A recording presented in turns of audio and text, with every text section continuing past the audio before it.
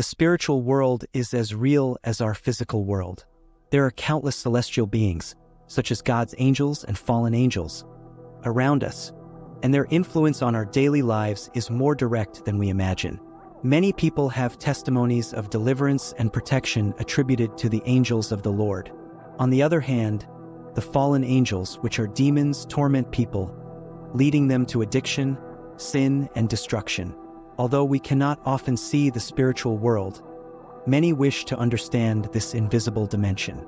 In this video, we will explore what happens in the spiritual world and how it affects our lives. Before we begin, subscribe to the channel and activate the notification bell so you don't miss any new videos.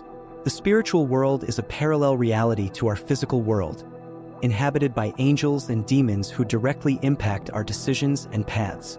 As you watch this video, a spiritual battle is happening around you. In Ephesians chapter 6 verse 12, the Apostle Paul warns us that our struggle is not against flesh and blood, but against the rulers, against the authorities, against the powers of this dark world, and against the spiritual forces of evil in the heavenly realms. Studying this spiritual reality is crucial so that we are not influenced or destroyed by evil forces. Recognizing the existence of the spiritual world helps us understand our purpose on earth and make better decisions. The Bible teaches that our earthly life is just part of our eternal existence, showing that physical life depends on the spiritual. That's why God allowed men in the Bible to have detailed visions of the supernatural, like in Daniel chapter 7, where the prophet saw 4 beasts representing great empires in history. For example, Daniel saw a lion with eagle's wings, symbolizing the Babylonian Empire. A bear represented the Medo-Persian Empire, and a leopard with 4 wings and heads symbolized the Greek Empire.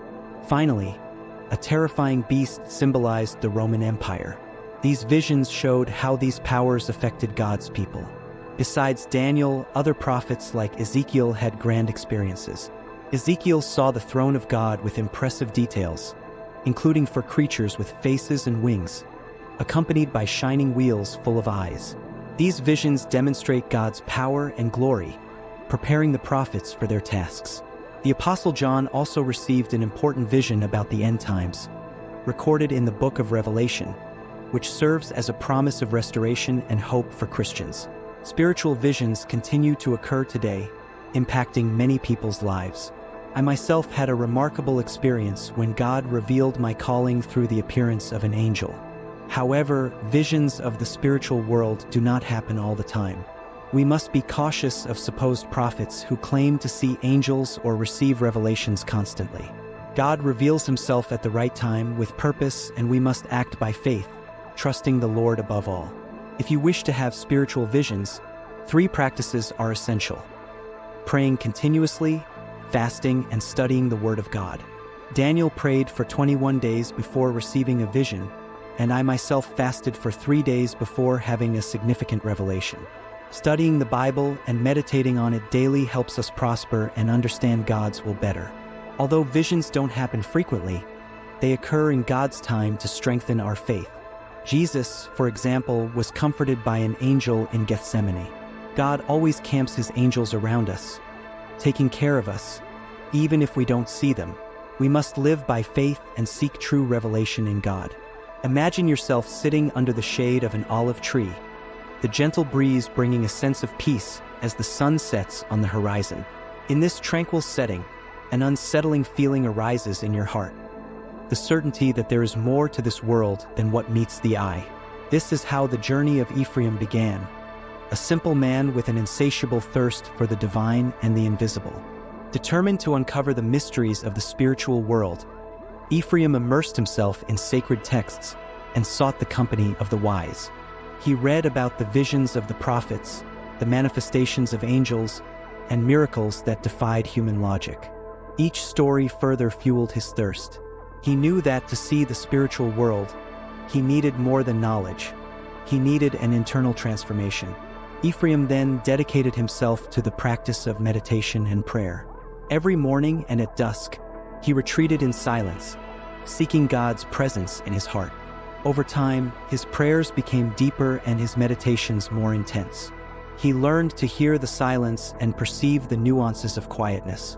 What was once a mere ritual became a sincere dialogue with the divine.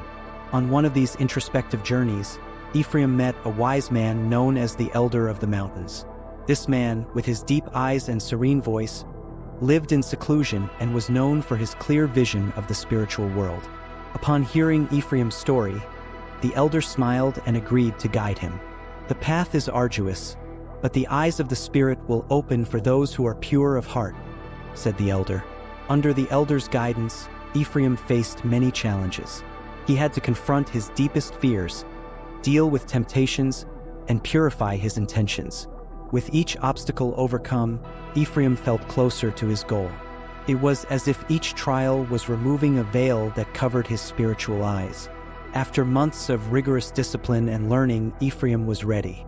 The elder took him to a sacred cave, a place where the veil between worlds was thinner. Upon entering, Ephraim felt an intense, almost palpable presence.